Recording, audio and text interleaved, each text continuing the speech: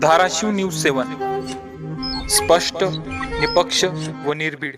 Dharashiv news मध्ये आपलं स्वागत आहे। जिल्हा परिषद पाडोळी गटात सतीश एकंडे शेतकऱ्यांच्या थेट बांधावर तुतारीला मत देण्याचा महिलांचा ठाम निर्धार। आगामी जिल्हा परिषद व पंचायत समिती निवडणूक 2026च्या पार्श्वभूमीवर पाडोळी जिल्हा परिषद गटातील राजकीय वातावरण तापू लागले असून राष्ट्रवादी काँग्रेस पार्टीचे शरदचंद्र पवार गटाचे अधिकृत उमेदवार सतीश वासुदेव एकंडे व पंचायत समिती गणाचे अधिकृत उमेदवार शिवशांत बळीराम काकडे यांनी प्रचाराला जोरदार सुरुवात केली आहे।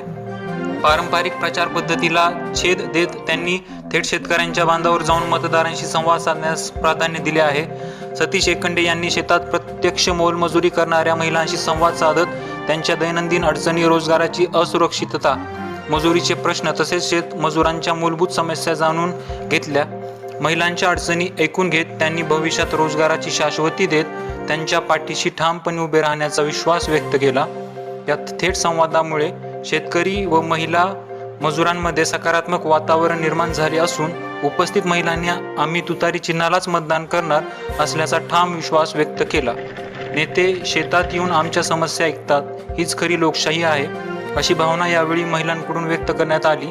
सर्वसामान्य शेतकरी, मजूर व कष्टकरी वर्गाशी नाळ जोडणारा प्रचार करीत सतीश एकंडे यांनी पाडोळी गटात वेगळी ओळख निर्माण केली असून हा प्रचार दौरा म्हणजे निवडणुकीतील निर्णायक टप्प्याची सुरुवात मानली जात आहे।